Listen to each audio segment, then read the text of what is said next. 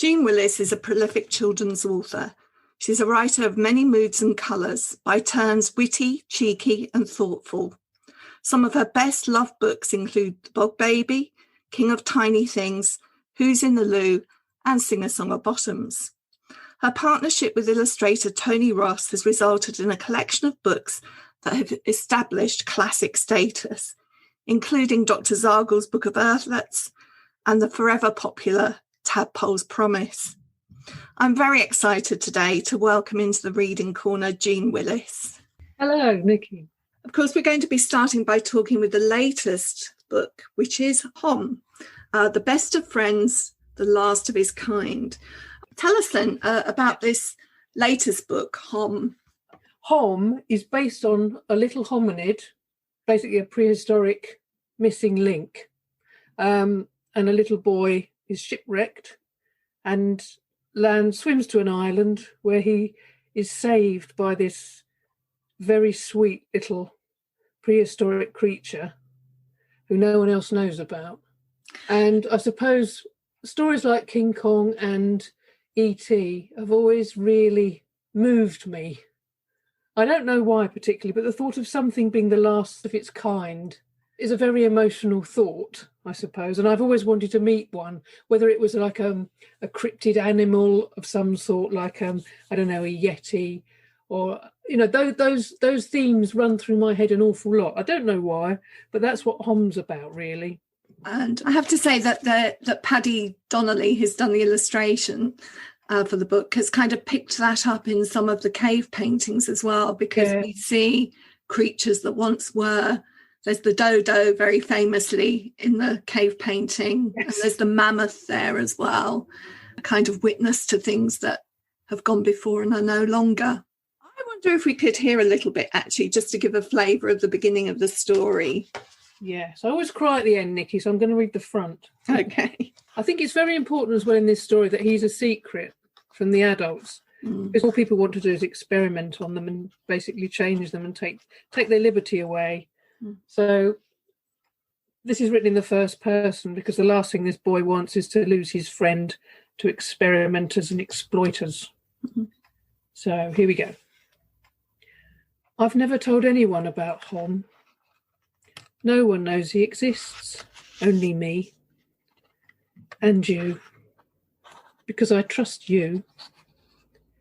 The grown-ups mustn't know about him. They'll come and catch him and take him away. But this is his home. He won't be happy in their world. Hom is a peace-loving creature. I don't know what kind of creature exactly. It doesn't matter to me. He's just Hom. I met him after the shipwreck. I swam to a deserted island far away. Oh, not one person came to find me. But Hom did. We'd never seen anything like each other. I'm not sure who was more scared, me or him. We laughed about that later. He's hairier than me, but not as tall. I don't know how old he is. It's not important. We're much more alike than different. I think what's so good about many of your stories is that you can take them on many different levels.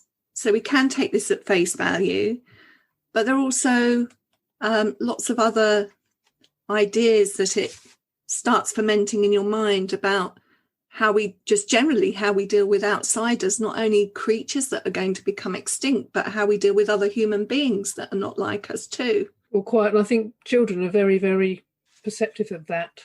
I think they're far more willing to accept. I mean, here's this little guy with somebody he's never met before, and he just wants to play with him. He's just like another kid. Yeah. There's a very moving part in this story where a ship comes and could rescue the boy that has been shipwrecked.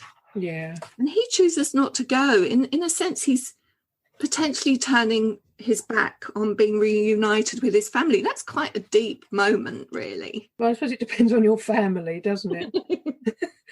Yeah, and also, if you look at the characters on that boat, you wouldn't want to go with them, really. He's been having all this fun, and he's made his friend. But on a more serious level, yes, he's sacrificing himself, really. I mean, it's fairly disguised at the end exactly what's going to happen, but if adults read between the lines, and I'm sure some children will, it's obvious he's going to stay with him until he no longer exists, then come home. He just won't abandon him. And like you say, it is what we do with, if we discover something new, an animal, we think we can put it in a cage, we can own it, because it doesn't have the same value as we do. Yeah, I always think that. And I don't think it depends how big they are either, because I collect and breed exotic beetles. I don't know if you know that about me, Nick. And metamorphosis really excites me as well. So I also breed caterpillars, moths and butterflies. And I think they're just so important. I wouldn't, dream of abusing them or swatting a fly or anything. I just don't think it's our business to destroy everything, quite honestly. Just thinking about some of the connections between Hom and other books that you've written, like this real interest in the natural world, in things like Bog Baby, King of the Tiny Things. They seem to me to have a similar feeling behind them. Well, I think it's because in all of them, they're all based on truth. Bog Baby was true in 98% of its storyline. I did go to the Bluebell Wood with my sister. We weren't meant to go because it was a main road, and we had gone fishing for newts. So the only little bit of fiction was the fact that what we caught wasn't a newt. But the rest of it, the fact that I felt compelled to do whatever my slightly older sister said, that's in the book. I remember that feeling of having crossed the road, that main road, to go fishing with her. She didn't give a toss at whether Mum found out, but it was eating me up because I'd been a bad girl. I couldn't cope. So I think the bit where the mother finds the Bog Baby that the girl's been hiding in the story is quite cathartic for me, because I could just say, actually, hands up, I did a wicked thing, and my mum wasn't that angry, I suppose, and that's in the story as well. And the conservation thing at the end, obviously, we'd put this little creature back so he could breed and he didn't become extinct, which brings us back to Hom, I suppose. Yeah, that's what I was saying, really, about little threads that you can see, threads of interest.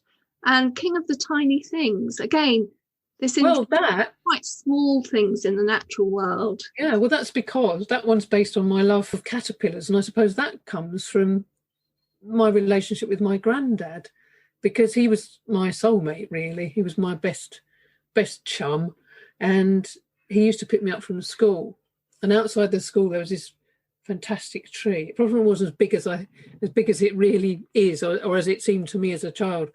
But in spring it would just drip with caterpillars. They were blue, yellow, red stripes. I can still remember them. Wow. And he used to bring a jar, and I would collect them and take them home and watch them go through their life cycle. And then if my cat didn't eat them, I release them back to whence they came. And I couldn't get over that magical transformation, and I still can't, which is why I'm still carrying on collecting and breeding caterpillars, I suppose. Tell us a little bit more about that, because I'm absolutely fascinated. Do you buy them in, do you? Sometimes it depends. I get my beetles from websites usually, or my kids buy them for Mother's Day or whatever. And my best one ever was 2 years ago when I got some huge cocoons of giant atlas moths. And I'd got a big cage, because I can't stand anything being caged. I don't shut the cage, but you have to suspend these cocoons on little bits of cotton, so they're just dangling free. Because should the moth emerge, it's going to be huge. I mean, it's the size of both my hands put together. Wow. Anyway, nothing happened. And I just thought, well, they're not viable. And then one day I came upstairs and there was this magnificent creature had just emerged from the cocoon, and it was just drying her wings. And I just was overcome with joy, I think. And in the end, there were about 5 of them. They were all flying around my office and laying eggs. Metamorphosis of caterpillars is amazing, isn't it? Because if I understand it correctly, they actually go into a liquid form before they form again, which I just find unbelievable. How do they do that thing? No, it's real magic, that is, I think. How long do they live? Well, it rather depends. I mean, if it's an exotic butterfly like that, I don't usually get exotic ones because you can't release them. But I just let them fly around in a warm room, and they're quite happy. The ones like the giant atlas moths don't heat because they spend all their larva days stuffing their faces.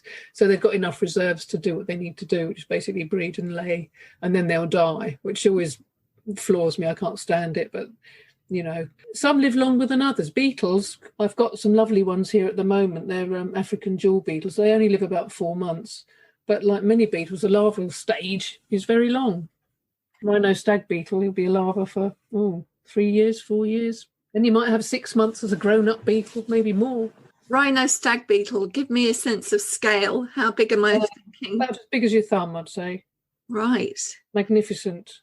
I always get breeding pairs, but I haven't managed to breed those yet.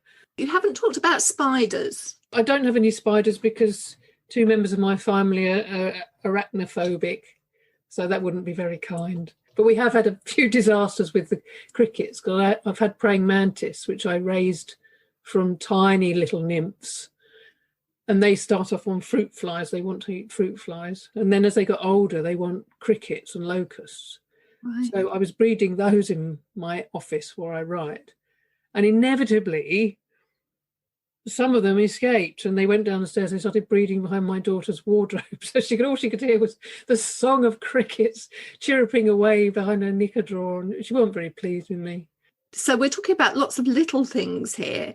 What about frogs and... Oh, lovely. I've had 4 smooth-clawed toads from South Africa, 4 of those, and one of them lived for 25 years, and all his offspring are living in Bedford and other places across the country, so he has to just produce so many tadpoles. So I'm getting a sense then of why things like slug needing a hug and tadpole's promise and mayfly, I'm getting a sense of now the person behind the writing of those stories.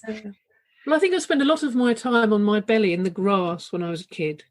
And I remember watching these, they're called leather jackets. It's a crane fly larva sort of coming up through the grass and all the daddy long legs, I suppose, just emerging in the dusk and just being surrounded by them. And there was just so many other little things just in a square of grass that were living and crawling and going around their lives. And I just thought, well, there's a whole other world down there. There is. So the books that we're talking about so far are the ones that I would say have a sense of wonder in them. And then there's a very different voice, the voice of the cautionary tale. Oh, yeah. And you've got one of those coming out soon as well. Old MacDonald had a phone. I can still see the connection between what we've just been saying, but the tone in these is quite different, isn't it? Yes. And I think that's probably because I've always loved a cautionary tale. Again, going back to my granddad, because he used to play the organ at church. He was quite musical and also had a piano in his house. And he used to play me a record called Albert and the Lion, which is a cautionary tale about a family who take their child to the zoo, and he's got a stick with a horse's head handle, which he keeps annoying a lion with, and eventually the inevitable happens and the lion eats him. And that stuck in my mind, and I thought it was both hilarious and terrifying. And then, of course, they had a book, and I learned about Matilda and the Matches. I mean, horrific rhymes that you would probably never thrust on children today, but it seemed to be okay to read things like that to children in those days. So cautionary tales are sort of part of my DNA, I think, and they come out every so often. So the first 3 books I ever had published were all cautionary. I like the genre, and I like doing the sort of rollicking rhyme that goes with them. Let's just talk a little bit about Old MacDonald Had a Phone. Yeah. So this is all about looking down and not looking up, really, isn't it? It is indeed. It follows from 3 others that are actually all about the perils of the misuse of technology. So take us through from Chicken Clicking, which I think was the first one. Yeah, well, Chicken Clicking came around simply because, I mean, as authors, you're always looking for a little gap in the market, aren't you? And it was around the time when I was seeing, nieces and nephews and what have you with their newborns and small children in various households. And I was quite shocked to see how good they were at using phones and screens and various devices before they could even stand. And I was just idly looking up facts and things. And I found this device you could attach to a potty and basically watch a device while he was doing his business. And I thought, this is really frightening. And then I looked at the statistics for, how many children have been bullied online and had been groomed online, as young as the age of 5. And I thought, well, where are the picture books that are dealing with this? So I sort of went in quite hard with Chicken Clicking, and it's got a frightening ending. But I thought that message has got to stick, quite frankly. And if you frighten one child a little with a scary story, it's far better than them not remembering what can happen to them. So we've got Chicken Clicking on the perils of internet shopping. Well, Chicken Clicking was more about finding a friend online than the shopping. You started off with the shopping, and then it was the little chick wants to find a friend online, and of course she thinks she's found the perfect person and goes off to the woods to meet them. And of course it's not who she expected, and she is in peril. And then we have Troll Stinks, which is a play on trolling and being mean to people over the internet. Yep. There was hashtag Goldilocks, which is about oversharing. When I go to old reunions with my friends, because I had quite a riotous, amazing teenage years, and we always say to each other, oh, thank goodness we didn't have mobile phones, thank goodness there wasn't the internet. So I feel very much for teenagers who might forget in a moment of jollity and gay abandon that what they're doing now is going to be seen by their employers if they care to search their records, which is, I think that's an awful thing. And it has to be said that although Old MacDonald is a cautionary phone, they actually do find a good use for their phones in there. Yeah, it's a more positive story, that one. It's just about not being on them all the time because of what you're missing, and also what other people are missing when they could be enjoying you. It seems to me that one of the things that you're very good at doing is fixing on a big idea and getting that across very, very economically. And even though these are books for children, actually, as an adult reading them with a child, you're kind of picking up that point as well. You were a copywriter in a former life. I wondered whether that actually helps with this kind of economy of writing. I think it's the best training you can have, really. I remember my first boss, I was working at a place called Doyle Dane Burnback, and it was just like Mad Men. It really was. I was of that era. I was the only girl in an office full of 40-year-old drunken men, basically, and it really was a baptism by fire. And I remember writing some body copy I think it was for a whiskey ad. And my boss came in, and it was the best lesson I'd ever had, really. It was a horrible thing to do to me because I'd been working weeks on this piece of copy, which I'd crafted and honed and made all poetic and lovely. And he just picked it up and he ripped it in half very neatly. And he said, you don't need the front, that's all you need. And he held up the bottom few lines. And I just thought, I get it. And after that, and also because if you're writing a TV commercial, you've got to cram everything into 30 seconds. So you learn how to praise everything down. And the other thing in advertising, you had a really strong concept. That seems to have vanished now, but we were trained, you have the concept, you build everything around it. You've got to have a big idea. So that's how I start with the picture books. And then I'll sort of ask about for ages, going over it. But what I'm trying to do is pare it right down to its raw ingredients, because the pictures should be doing the rest of the job, especially for children. And I've been lucky enough to work with illustrators who put all the things that I have left the space for, the words that have gone unsaid but are hinted at, and the thoughts, they can fill in for me. Absolutely. We can't really do an interview with you without talking about Tony a little bit. And I have saved a book that I'm desperate to talk to you about, which is Tadpole's Promise, which is a piece of pure genius. I know Klaus Pfluger calls it genius, and I think it's absolute genius too. And of course, that's you and Tony together. So tell us a little bit about, you've known each other for a long time now. Yeah. The first book Tony did for me was the very first Dr. Zargle. Dr. Zargle's Book of Earthlets, which I'd sort of left on Klaus's desk, and then we both went out for a nice lunch.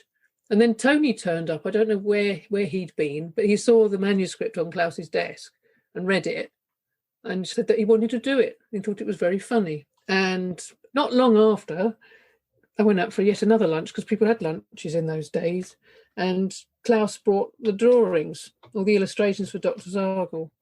And they were just spot on, you know. And I thought, here's a guy I can really work with, because we've got the same sense of humour. And I know if I write a certain line, I sort of know what he's going to do with it. But then he'll always surprise me with a sort of hilarious subtext of things going on in the background. I mean, if you look at Tadpole's Promise, you'll notice there's all sorts of things going on, which I never told him to do. The tadpoles, you know, sort of in the bottom of the picture doing all sorts of things and falling in love on their own, another set, oblivious to the rest of the main story. He just puts all these lovely little details in. I don't dictate to him, he doesn't dictate to me. I shove it under the door, basically. I know what he's going to do, plus his surprises. So Tadpole's Promise had a false start, actually. I think I was probably 19 when I wrote that. Then I published Georgie Grubb with Klaus. I did the first 3. And then, I think it was before Zargle, I slipped in that text. And he didn't like it. He said, we can't possibly publish this for children. It's too sad, it's too this, it's too that. And how on earth are you possibly going to make a character out of a tadpole? You know, it's all that. I shoved it in a drawer, and then when the time is right, as often it is, sometimes the time is right, isn't it? I showed it to him again, and he really liked it. It's the one book that I could say I wouldn't change anything on. There's always something, but this just fell into place. The end twist, the way Tony had illustrated it round the other way, so the tadpole and the caterpillar could meet in the gutter of the book where the willow met the water. She was his beautiful rainbow and he was her shiny black pearl. Wonderful. Yeah. Now, I've got to ask you, because I ask children, I read this story a lot to children of all ages. Yeah. And I'll often ask them, do you feel sorry for the I do that caterpillar or the tadpole? Yeah. And it varies from age to age. Oh. I don't know if you've discovered that when you. No, I always get, oh no, the caterpillar was, you know, she was horrible to him. She deserved everything she got. I often get them feeling sorry for the caterpillar, the butterfly, when they're younger, and not when they're older. And I found that really interesting, how their sentiments seem to shift. Yeah, I always point out, I don't think it's a bitter, sad ending. It's a very natural ending, isn't it? And it wasn't malicious. He just didn't realise, did he, this poor frog, when he had his girlfriend. We also talk about it in terms of it being like a Romeo and Juliet story. Yes. Or Silence of the Lambs. Oh, no, you didn't say that. Really? And another thing that I do with that, I don't know why I'm telling you this, it's just so fascinating to be able to talk to the creator of this piece. I'll often also ask them what they think the moral is, if there's a moral, and if there is a moral, what it would be. And I get such completely different answers. And I find that for me is a really interesting thing to talk to teachers about, how non-didactic it is. And you can discuss different morals. Did you have a moral in mind, though? No, I haven't got any morals. You know that, Nikki. Which morals do they come up with then? Things like, you shouldn't make a promise if you can't keep it. Okay. And then some people say you shouldn't expect people to make promises and expect them to keep them, which is completely different. It just varies. I find it really interesting. So thank you for giving us such a rich piece of literature to work with. Well, they use it in philosophy classes in Canada, apparently, with their teenagers. Mm-hmm. And I have had hilarious letters about what I was thinking when I wrote this story. It's unbelievable. Yeah. Are you saying all girls only like to wear, bright colours? That's the caterpillar. Why is she dominating him? And I said, well, she's a caterpillar and she lives in a tree. She's not dominating anybody. A lot of it was, they went too deep. They were looking at things that weren't actually there. Mm. And I often think, I wonder what Shakespeare would have thought of the way O-level and analysis goes of his text. I wonder if he meant half the things people reckon he was thinking. I bet he wasn't. We could talk about Tadpole's Promise for the rest of our time, but I want to pick up one more voice that I detect in your work. It's not to do with the awe of nature or the cautionary tale. It's what I call the silly voice. Oh, yes. Got to the sing-a-song of Bottoms. Oh, yes. And Who's on the Loo. Yes. I mean, you're a bit irreverent, really. Most of the time, you say, I tried to have a big idea. And sometimes there's room just to be silly and entertain, isn't there, I suppose? Although Who's in the Loo is, I think that is a very serious issue, actually. There are no public toilets. You can't get into them. And whenever I go to them, there's always someone in there. And what the hell are they doing? I think they're trying on trousers at Marks and Spencer's, or, having a sandwich. I don't know what they're doing, but they won't hurry up. And sing a song of bottoms is just... That's pure silliness. Joyful, yes, isn't it?